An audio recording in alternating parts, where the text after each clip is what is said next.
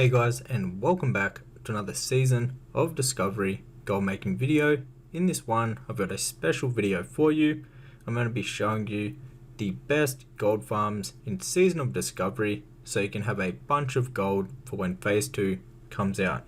Before we get into it, I'd like to say a huge thank you to everyone that has gotten a copy of my Season of Discovery gold making guide. It really means a lot.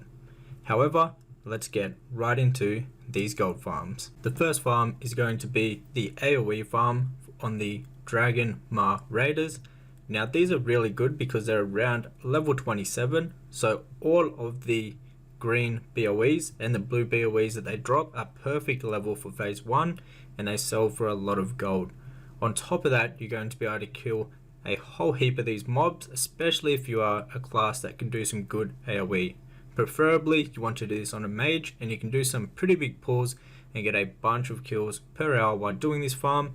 On top of the BOEs, you're also going to get a bunch of silk and wool that will add up quite a lot very quickly. The Dark Iron Ordinance farm is also a really good farm.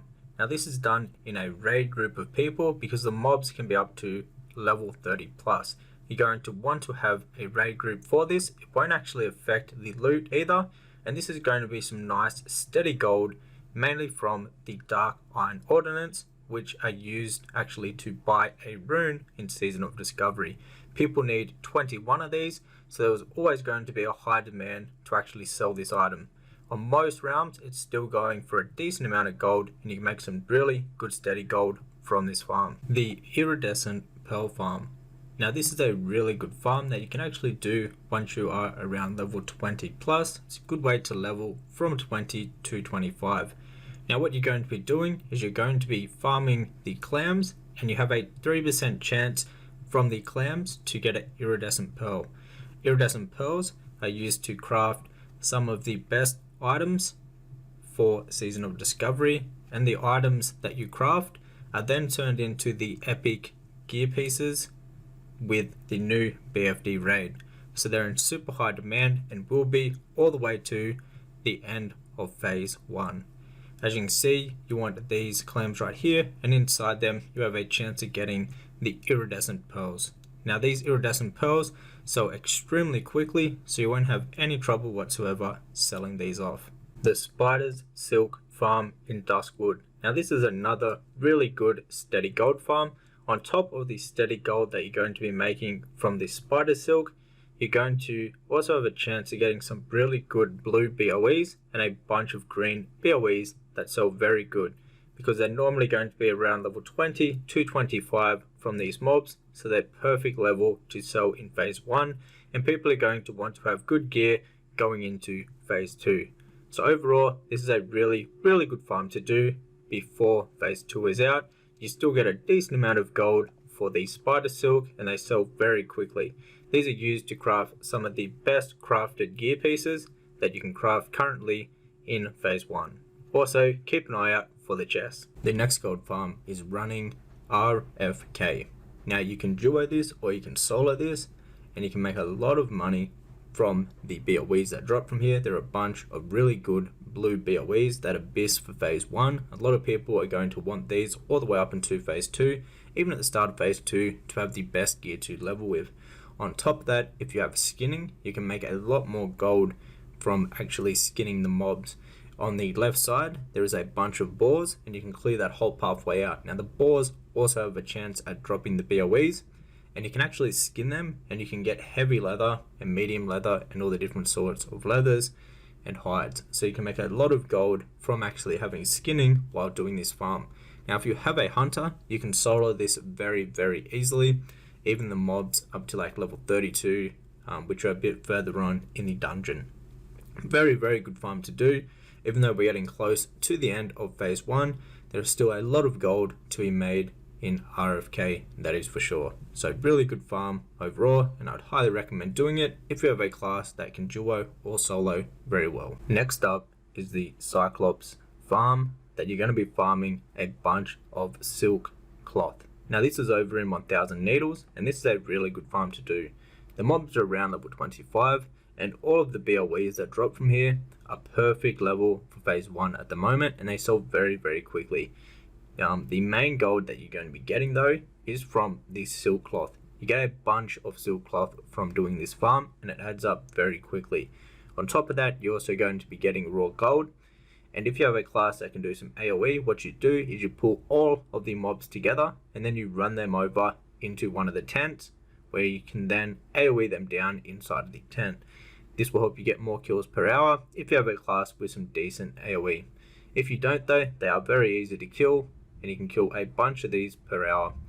Like I said before, the BOEs from here sell very well. Now if you get a BOE that isn't worth too much, what you can do is actually you can just disenchant it, sell the disenchanted materials on the auction house, or you can straight up vendor the items.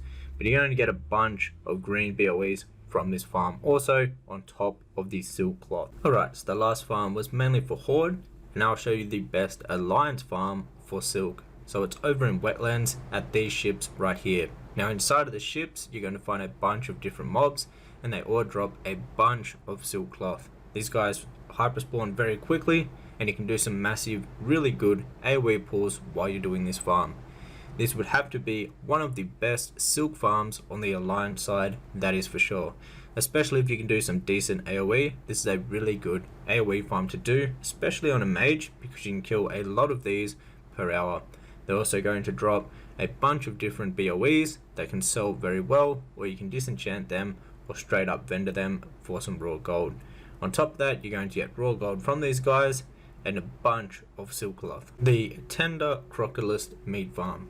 Now this is also located in wetlands, and this sells very well. It's a really good steady gold farm.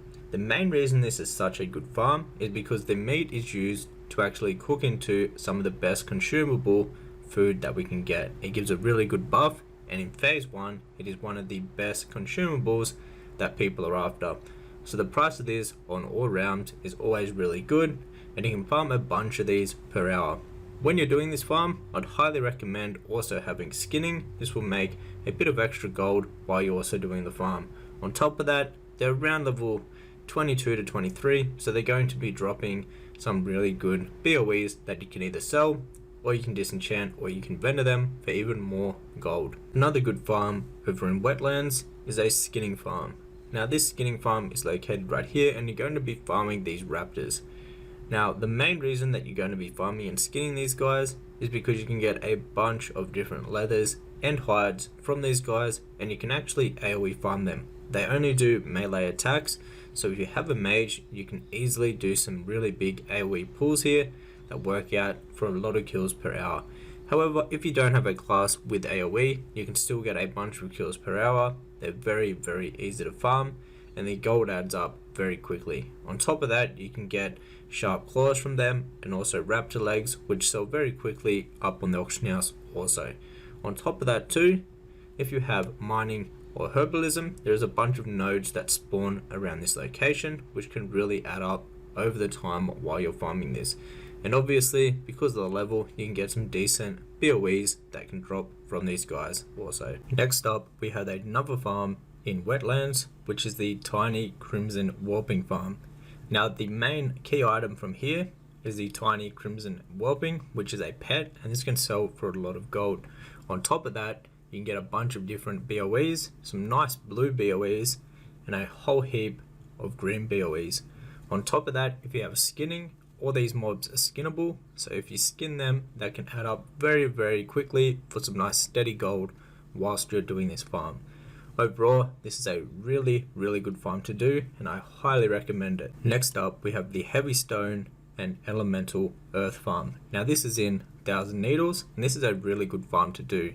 The mobs are kind of high level, they're around level 28 to 29, but you can get a bunch of gold from doing this.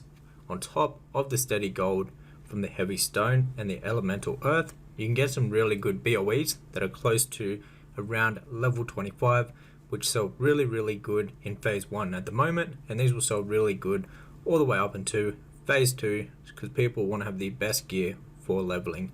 Sometimes you can actually get 2 Heavy Stone, as you can see, in one mob, so it can add up very quickly, and they're worth a decent amount of gold. The next few farms are all going to be fishing farms, so if you have fishing or you want to do some fishing, these are the best farms to do. First off, we have the raw sagefish farm. Now this is really good. The sagefish are used for a consumable once they are cooked, and they sell very, very well. The prices on these are all different on all the different realms, but overall across all the realms they should have a decent price, making it worth doing this farm. Super chill farm to do. All fishing farms are chill. You also get the watertight trunks, which can have a bunch of different materials in them, and also some BOE gear. With the BOE gear, you can straight up sell it on the auction house, or you can disenchant it, or you can just straight up vendor it for more raw gold. But the main thing that is going to make the most gold from doing this fishing farm is going to be the raw sagefish. Next up, this is by far my favorite fishing farm, and this is going to be the fishing farm for deviate fish. Deviate fish are used to make the savory deviate delights, which will transform you into a pirate or a ninja. So these are going to be worth a lot of gold all the way through Season of Discovery, and they're even like in the very last phase, people are still going to want these, and the price of these will only go up and up. So if you want a good fishing farm that you can do all of Season of Discovery, then this is the perfect farm for you. On my realm, they're currently going for 15 silver each, and you can fish up a bunch of these. The farm is located in the Barrens, so if you are on a PvP server and your alliance, the price of these are going to be even higher than on Horde, because there's going to be less alliance over here actually fishing for them. And this is the only location that you can get them, is the 3 pools over in the Barrens. Overall, this is a super good farm to do, and then you can actually come here, I believe, with only 50 skill in fishing, so it's a great spot to actually level up your fishing, and you can start doing it right away at only 50 fishing skill. Very good fishing farm. The mithil bound trunks, this is a really good farm to do over in STV. Now you get a bunch of different materials from the trunks. You also get some different potions, and on top of that you get a bunch of different BOE items that drop from the trunks. Now when you're doing this, you want to run up and down the coastline looking for the floating wreckages. Inside of those, this is where you'll get the more of the mithil bound trunks. Now if you're feeling lucky with fishing and you want to fish for an item that sells for a lot of gold, it's going to be the big iron fishing pole farm. Basically it's a bit different to fishing. You're going to be opening up all of these crates, and inside the crates you have a chance of getting the fishing rod. The fishing rod sells for a lot of gold on all of the realms. It is the best fishing rod you can actually have at the moment, so a lot of people are willing to pay a lot of gold for it. As you can see, we got one right here which I sold I think for around like 18 gold, so that is a lot of gold for phase 1. The only annoying thing about this farm is the mobs will be a much higher level, and so you'll have to run away from them quite a lot. Next up, we have the Knowles hyperspawn over in Hillsbred Foothills. This is a really good farm to do.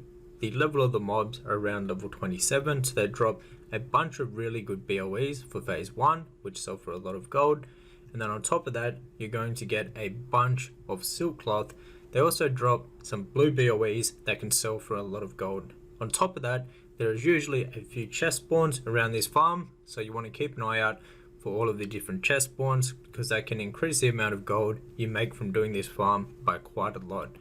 But the best thing about this farm is that they respawn extremely quickly. They have a really good hyperspawn mechanic, so you can farm a bunch of these even if there are some competition at this location. Next up, we have the Jurassic RIS farm, and this is a farm where you're basically keeping an eye out for a rare that spawns in this location over in wetlands. While you're doing that, you can farm the normal mobs. When the rare spawns, you have a good chance of getting the Jurassic RIS, which sells for a lot of gold, and it's on the BIS list for a bunch of different characters. So people are willing to pay a lot of gold for this item. The high level Naga farm. From this farm, you're going to be farming iridescent pearls from the clams and also fish oils. Now these sell very well in phase 1. On top of that, because of the level of these guys, all of the BOEs that you get from them are around level 25, which are perfect for phase 1 and sell really good on the auction house.